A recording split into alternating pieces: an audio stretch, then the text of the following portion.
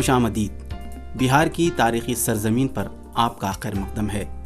یہ وہی ریاست ہے جس نے دنیا کو پہلی جمہوریت عطا کی اور آزاد ہندوستان کا پہلا صدر جمہوریہ بھی۔ اس دھرتی نے نالندہ یونیورسٹی کی شکل میں دنیا کو پہلی درسگاہ دی۔ یہیں مہاتما بدھ کو گیان پراپت ہوا اور مہاویر نے جین دھرم کی استھاپنا کی۔ یہیں دنیا کے عظیم ریاضی داں آریہ بھٹ کا جنم ہوا۔ یہیں سنسکرت قواعد کے بانی اور مشہور ماہر لسانیات پاننی کی پیدائش اور تعلیم و تربیت ہوئی۔ یہیں سمراٹ اشوک اور چندر گپت موریہ کی سلطنتیں قائم ہوئی۔ یہیں منیر اور بہار شریف کی خانقاہوں سے علوم و فیوز کے سرچشمے پھوٹے۔ یہیں ہندوستان کی پہلی ہائی وے گرینڈ ٹرنک روڈ کی بنیاد رکھنے والا شیر شاہ سوری پیدا ہوا۔ اور یہیں خدا بخش اورینٹل پبلک لائبریری بھی ہے، جو صرف ایک کتب خانہ نہیں بلکہ علم و دانش کا بے مثال خزانہ ہے۔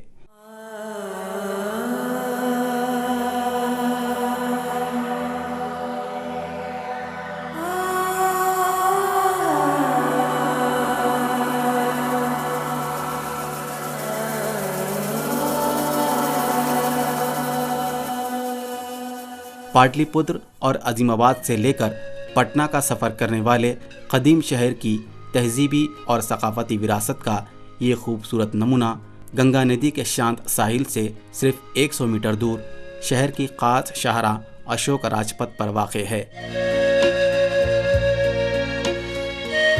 21,000 سے زیادہ مخطوطات اور تقریباً 3 لاکھ کتابوں کو اپنے دامن میں سمیٹے یہ علم کے پیاسوں کے لیے آج بھی مرکز نگاہ ہے۔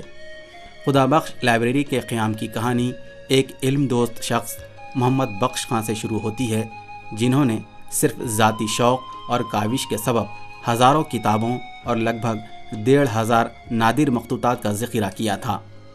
کہا جاتا ہے کہ علم وہ چیز ہے جو بانٹنے سے بڑھتی ہے۔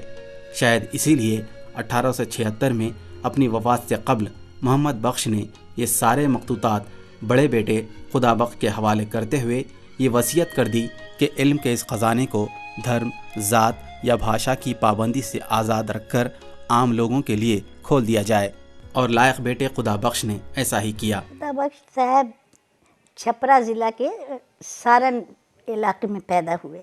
محمد بخش صاحب جو کہ خدا بخش صاحب کے والد تھے، ان کا ارادہ یہ ہوا کہ پٹنے میں قیام کیا جائے، تو ایک لائبریری چھوٹی سی محمدیہ لائبریری کے نام سے سارن میں بھی انہوں نے قائم کیا تھا۔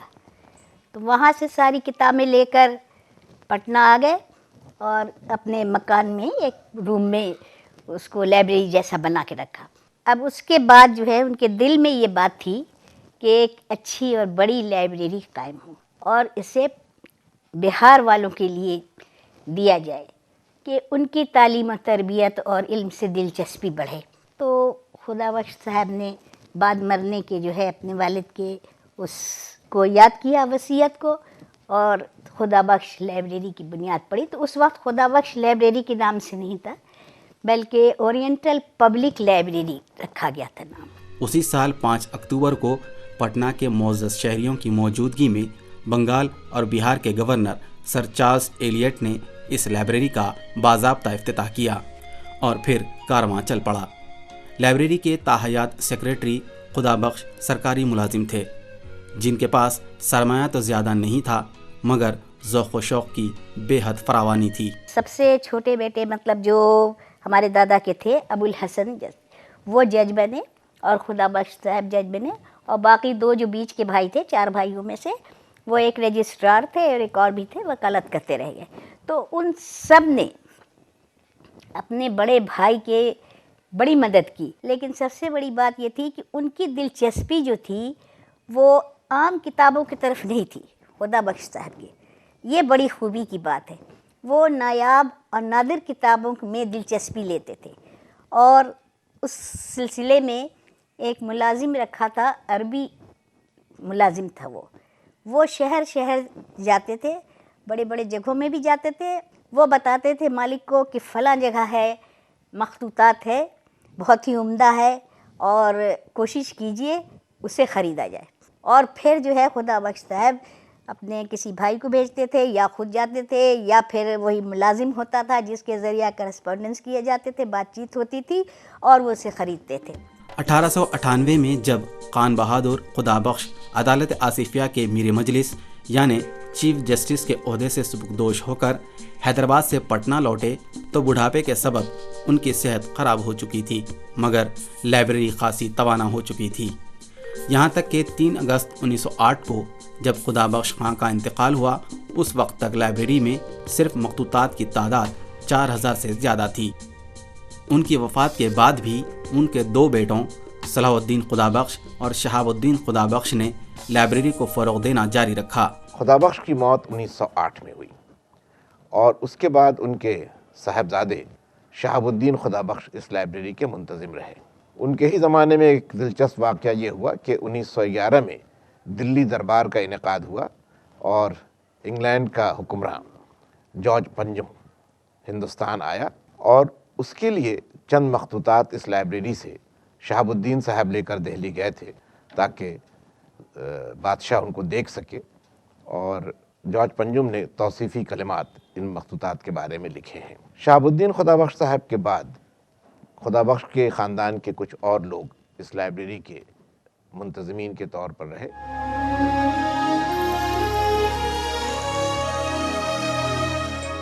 انیس سو 69 میں حکومت ہند نے اس لائبریری کو قومی اثاثہ ماننے کا اعلان کر دیا اور پارلیمنٹ سے ایک قانون بنا کر اس قومی وراثت کی پوری ذمہ داری حکومت کے ثقافتی محکمے کے سپرد کر دی گئی۔ ایک ڈائریکٹر کی تقرر کے ساتھ ہی کئی سب کمیٹیاں بھی بنائی گئیں اور سرکاری نمائندوں کے علاوہ گورنر بہار کی صدارت میں ملک کے معزز شہریوں پر مشتمل ایک گورننگ باڈی بھی بنائی گئی۔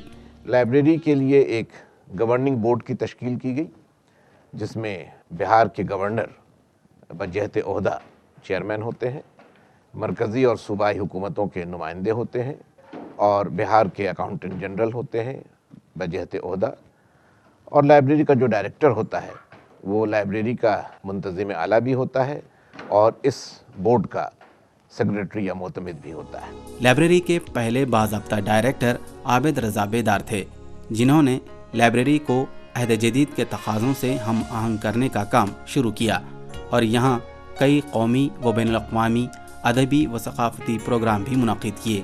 پہلا کل وقتی ڈائریکٹر اگر کوئی ہوا تو وہ عابد رضا بیدار صاحب تھے، اور انہوں نے تقریباً 24 برسوں تک لائبریری کی خدمت کی اور بحسن و خوبی انہوں نے اپنی خدمات انجام دیں۔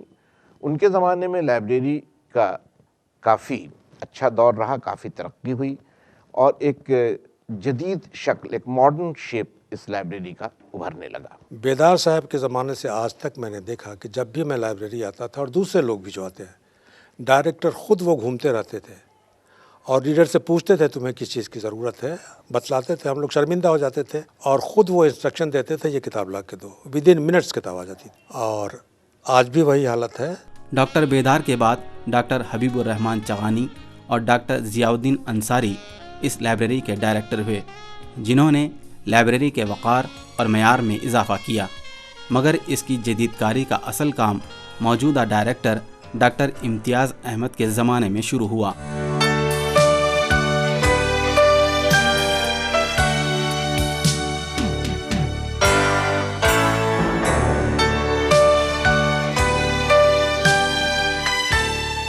آج یہ لائبریری وسط ایشیا میں علم و تحقیق کا سب سے اہم مرکز بن چکی ہے۔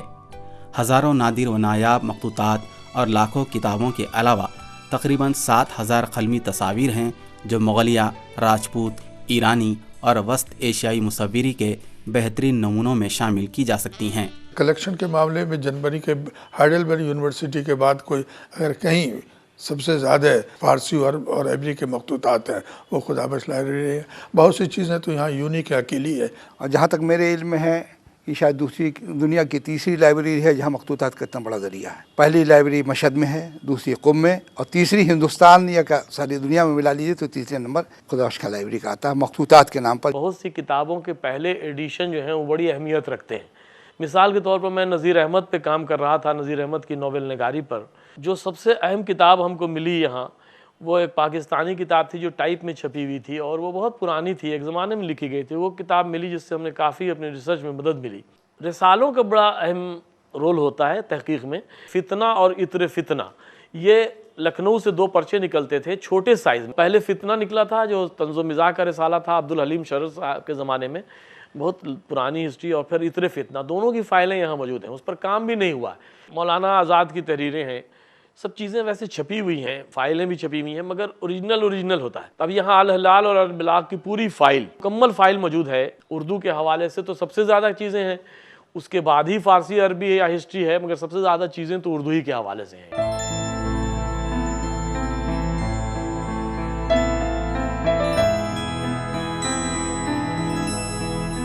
ابرک کے اوراق پر بنائی ہوئی پٹنہ کی قلمی تصویریں اور ہاتھی دانت پر جانے کتنے مغلیہ داستان مصوری کے نمونے لائبریری کی انفرادیت میں اضافہ کر رہے ہیں. نوادرات کی الگ ایک قسم ان سائنسی آلات کی شکل میں ہے جن کا تعلق عہد وسطیٰ سے ہے. ان میں عہد جہانگیری کے استرلاب کا ایک ٹکڑا اور پٹنہ کے کاریگر منگرن کی بنائی ہوئی دھوپ گھڑی کے علاوہ سماوی گلوب بھی ہیں. ان قلمی تصویروں اور نوادرات کا البم بھی شائع ہو چکا ہے جو لائبریری کی ویب سائٹ پر دیکھا جا سکتا ہے.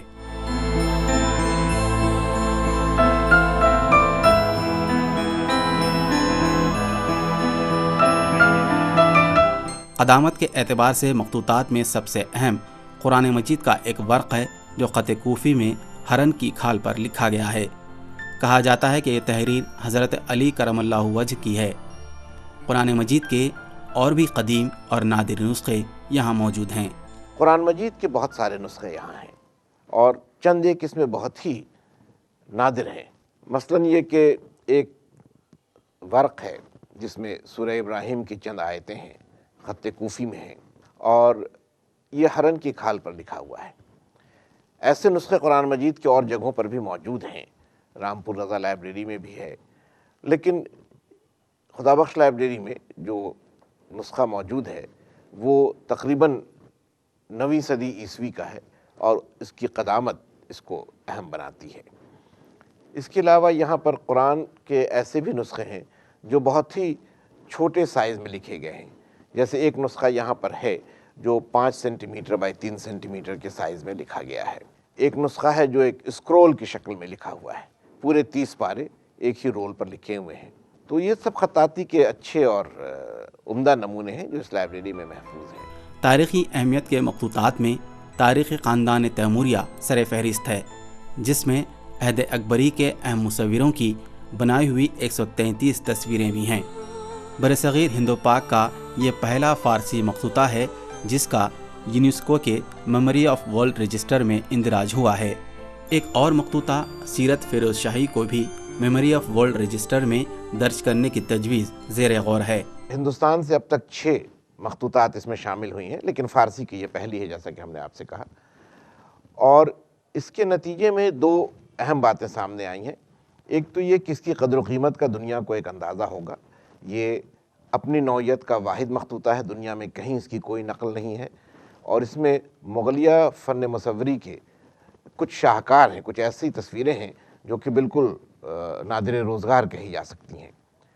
دوسرے یہ ہے کہ یونیسکو میں اس کو شامل کر لینے کے بعد، اس فہرست میں شامل کر لینے کے بعد، اس کی تحفیظ کے کاموں میں اگر ہمیں ضرورت ہو تو فنڈز کے سلسلے میں بھی اور جو فنی ماہرین ہیں ان کی خدمات کے سلسلے میں بھی یونیسکو سے ہر طرح کا تعاون ملے گا. تو آنے والے دنوں میں اس کی تحفیظ کے لیے بھی اور اس کی تشہیر اور اشاعت کے لیے بھی بہتر مواقع حاصل ہوں گے. یہ اہمیت ہے اس رجسٹر میں کسی بھی مخطوطے کے اندراج کی. ان مخطوطات کے علاوہ حسینی کا لکھا ہوا شاہنامہ جو شاہجہاں کے ذاتی کتب خانے میں شامل تھا اور جس پر شہزادی جہاں آرا کے علاوہ اور بھی کئی مغل امیروں اور شہزادوں کی مہریں موجود ہیں، خاص طور پر قابل توجہ ہے. 17ویں صدی میں نستعلیق میں تحریر کردہ قزوینی کا بادشاہ نامہ، 11ویں صدی عیسوی میں تحریر کردہ عربی زبان کا مخطوطہ کتاب الحشائش جس میں 350 سے زیادہ جڑی بوٹیوں کی تصویریں میں خصوصیات موجود ہیں، اور 13ویں صدی میں لکھا ہوا دیوان حافظ کا ایک نسخہ جس کی حواشی میں بادشاہ ہمایوں، جہانگیر اور شہزادہ خرم کی تحریریں ہیں.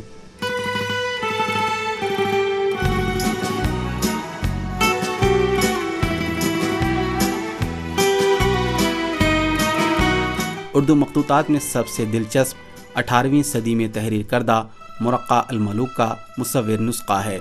یہاں سنسکرت زبان کے بھی 40 مخطوطات ہیں جو تاڑپت پر لکھے گئے ہیں۔ ان میں کم از کم 3 ایسے ہیں جو اپنشدوں کے نسخے ہیں اور 500 سال سے زیادہ پرانے ہیں۔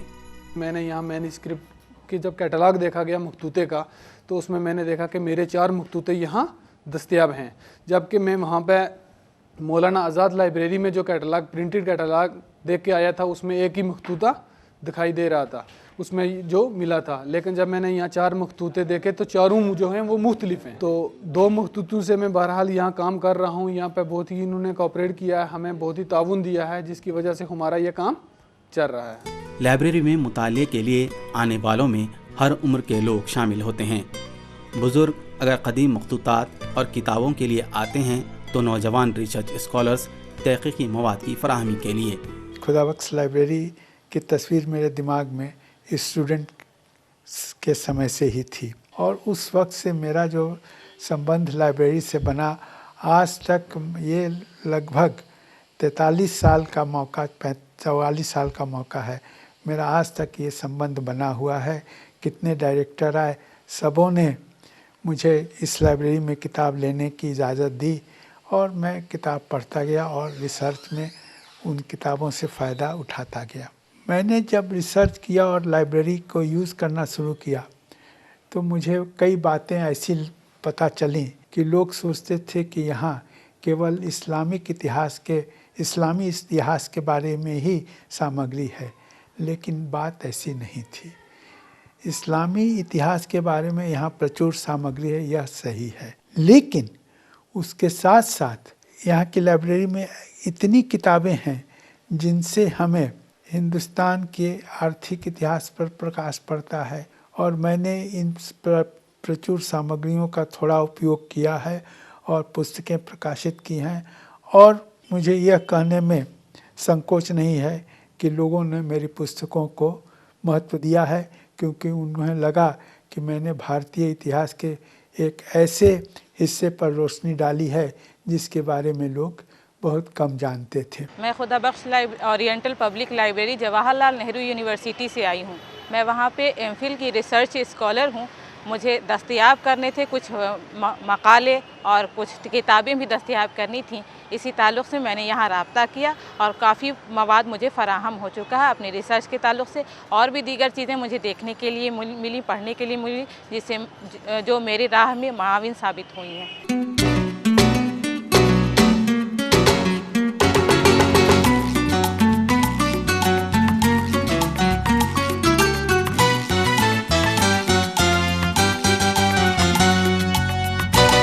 نئے عہد کی ضرورتوں کو پورا کرنے میں بھی یہ لائبریری پوری طرح اہل اور مددگار ہے۔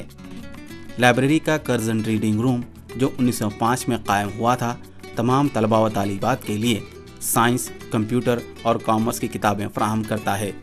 اس میں ملک اور بیرون ملک کے اہم ہندی، انگریزی اور اردو اخبارات و رسائل بھی قارئین کے مطالعے کے لیے دستیاب ہیں۔ اس لائبریری میں کئی طرح کی سہولتیں قارئین کے لیے ہیں۔ مثال کے طور پر ایک پبلک ریڈنگ روم ہے جو کرزن ریڈنگ روم کہلاتا ہے۔ یہاں کوئی بھی شخص، خواہ وہ مقامی ہو یا کہیں باہر سے وہ تشریف لایا ہو، وہ آ سکتا ہے اور کتابیں یا رسالے یا اخبارات دیکھ سکتا ہے۔ یہ چونکہ ریڈنگ روم ہے اس لیے یہاں سے کتابیں یا رسائل ایشو نہیں ہوتے، ان کا اجرا نہیں ہوتا ہے۔ شہر کے طلباء اور مقابلہ جاتی امتحانات میں حصہ لینے والوں کی ایک کثیر تعداد بلا لحاظ مذہب و ملت روزانہ اس ریڈنگ روم سے استفادہ کرتی ہے، جہاں ان کی تیاری کے لیے تمام تر سہولیات دستیاب ہیں۔ سن 1978 میں پہلی بار جب گاؤں کے اسکول سے فارغ ہو کر کالج میں داخلہ لیا تو خدا بخش لائبریری میں آنا جانا شروع ہوا۔ اس وقت اخبارات، رسائل اور کتابیں جو ایک طالب علم کے لیے مفید ہوتی ہیں وہ وہاں موجود رہتی تھیں، اور ماحول بڑا دوستانہ تھا۔ جائیں تو ڈر نہیں لگتا تھا۔ جو بھی وہاں اسٹاف تھے کتابوں کے انتخاب میں، رسائل کے انتخاب میں مدد کرتے تھے۔ بلکہ میں سچی بات بتاؤں، مجھے اس زمانے میں جاسوسی ناول پڑھنے کا چسکا تھا، उस पर एक मुशफ़िकाना हैसियत से एक सरपरस्त की तरह वहाँ के लोग हल्की फुल्की डांट भी लगाते थे कि जासूसी नावल क्यों पढ़ते हो, मुफीद चीज़ें पढ़ा करो। फिर हमने IAS के मुकाबले के इम्तहान की तैयारी में फ़ारसी ज़बान व अदब के लिए वहाँ बहुत सी किताबों से इस्तेफ़ादा किया और उससे बड़ी मदद मिली। और उसके बाद आज तक मेरा रिश्ता लाइब्रेरी से कारी की शक्ल में टूटा नहीं है।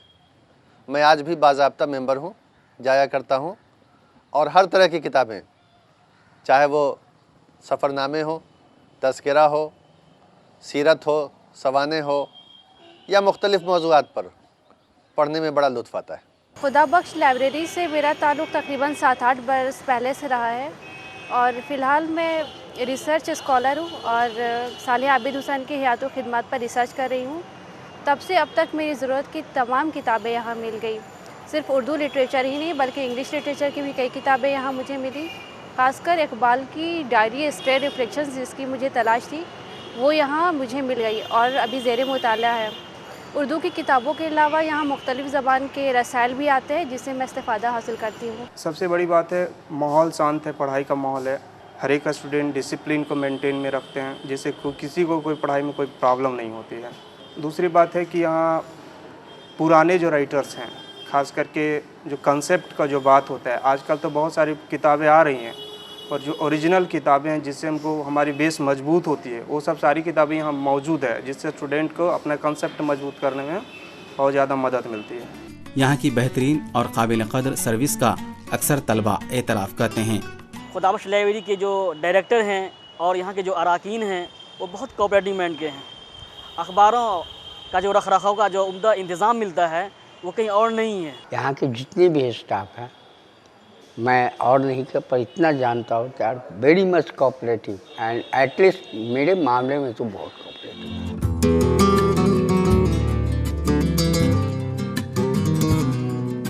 लाइब्रेरी से किताबें इशू करा के घर ले जाने की सहूलत भी मौजूद है जिसके लिए लाइब्रेरी का बाज़ाब्ता रुकन होना ज़रूरी है। स्कॉलरों की सहूलत के लिए रेफरेंस सर्विस है और दरख्वास्त देकर अहम मालूमात या हवालाजात ख़त या ईमेल के ज़रिए भी हासिल की जा सकती हैं। लाइब्रेरी हस्ब ज़रूरत माइक्रोफिल्म, फ़ोटोस्टेट या स्कैन करदा नकलें भी फराहम करती है। इस लाइब्रेरी के कुछ और इम्तियाज़ात भी हैं।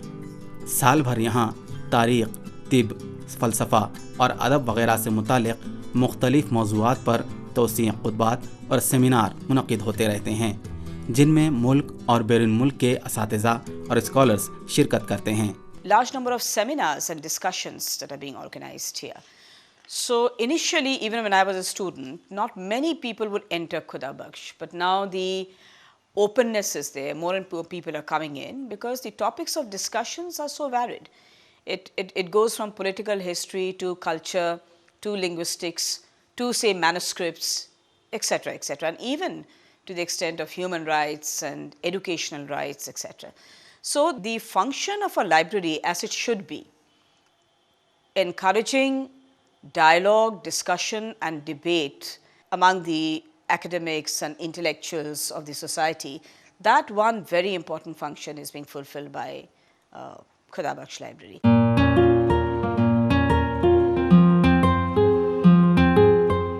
लाइब्रेरी में एक शोबे इशाअत भी है जो मुख्तलिफ मौज़ूआत पर अब तक तकरीबन 600 किताबें शाया कर चुका है। इन रिसालों में तौज़ीही इशारिये, लाइब्रेरी के नादिर मखतूतात की अक्सी नकलें और तदवीन शुदा इशाअतें भी हैं। 1977 से बाज़ाब्ता जो पब्लिकेशन सेक्शन रन कर रहा है। हम लोगों ने अब तक 500 से अबव किताबें छापी हैं, उर्दू, इंग्लिश, हिंदी, अरबी और फ़ारसी में भी। हमारे यहाँ जो मैन्युस्क्रिप्ट्स हैं उसके हम लोगों ने 43 वॉल्यूम्स में डिस्क्रिप्टिव कैटलॉग्स छापे हैं और इसी डिस्क्रिप्टिव कैटलॉग से ये लाइब्रेरी और पूरे वर्ल्ड में जो है वो मुतारफ़ हुई। एक तो हमारे यहाँ रिसर्च सेक्शन है जिसमें बहुत सारे फ़ेलोज़ काम करते हैं, उनके किए हुए काम को छापते हैं। हमारे यहाँ जो रेयर चीज़ें हैं उनको हम छापते हैं, प्लस और हमारे बाहर के स्कॉलर्स वो अपना रिसर्च वर्क कुछ हमको भेजते हैं, तो हमारे यहाँ एक एकेडमिक कमेटी है वो उसे अप्रूव करती है, तो ऐसी किताबों को भी हम पब्लिश करते हैं। लाइब्रेरी से एक सेमाही रिसर्च जर्नल भी 1969 से अब तक पाबंदी के साथ शाया हो रहा है। लाइब्रेरी से मुख्तलिफ सतह की फेलोशिप भी दी जाती हैं और अब तक हिंदुस्तान की 7 यूनिवर्सिटियाँ यहाँ से किए गए तहकीकी कामों को PhD या डीलिट के लिए तस्लीम करने की मंजूरी दे चुकी हैं। लाइब्रेरी की तारीख में एक और सुनहरे बाब का इजाफा हुआ जब हुकूमत हिंद ने लाइब्रेरी के दायरे कार को वसी करते हुए इसे कौमी मिशन बराए मखतूतात नेशनल मैन्युस्क्रिप्ट मिशन का एक मरकज़ बना दिया। इस तरह बिहार में अरबी, फ़ारसी, उर्दू और पुश्तो ज़बानों के मखतूतात की हिफाजत और फहरिस्त साजी की जिम्मेदारी भी लाइब्रेरी पर आ गई। पूरे बिहार में अरबी, फ़ारसी, उर्दू और पश्तो ज़बानों में जो भी मखतूतात मिल सके, खानकाहों में, मदरसों में, लोगों के ज़ाती कुतुबखानों में, कुछ यूनिवर्सिटीज़ और कॉलेजेस के कुतुबखानों में, उन सब का डॉक्यूमेंटेशन, उनकी फहरिस्त साजी का काम लाइब्रेरी ने किया और ये सारा डेटा अब नेशनल मिशन फॉर मैन्युस्क्रिप्ट के वेबसाइट पर देखा जा सकता है। मखतूतात की तहफ़ीज़ का भी काम बड़े पैमाने पर हुआ है और कई अदारों में, जहाँ उन अदारों के पास ऐसे वसाइल नहीं थे या ऐसे फ़नी माहिरीन नहीं थे जो मखतूतात की तहफ़ीज़ मुनासिब अंदाज में कर सकें, वहाँ लाइब्रेरी ने उनके साथ ताउन किया है और इस तौर पर एक बहुत ही बेशकीमत विरसे को, जिसमें हमारा इल्मी विरसा भी है, हमारा फ़नी विरसा भी है और जो मखतूतात की शक्ल में बिखरा पड़ा है, उसको महफूज करने का काम और उसके बारे में मालूमात लोगों तक पहुँचाने का काम भी इस लाइब्रेरी ने किया है। लाइब्रेरी अपने बानी खान बहादुर खुदाबख्श खां मरहूम के ख्वाबों की जीती जागती तस्वीर है। ये सिर्फ किताबों और मखतूतात का ख़जाना नहीं बल्कि इल्म व अदब की इशाअत का एक मरकज़ भी है। दूर दराज से अहम शख्सियतें आती हैं और इसकी सरगर्मियों पर इत्मीनान का इजहार करती हैं।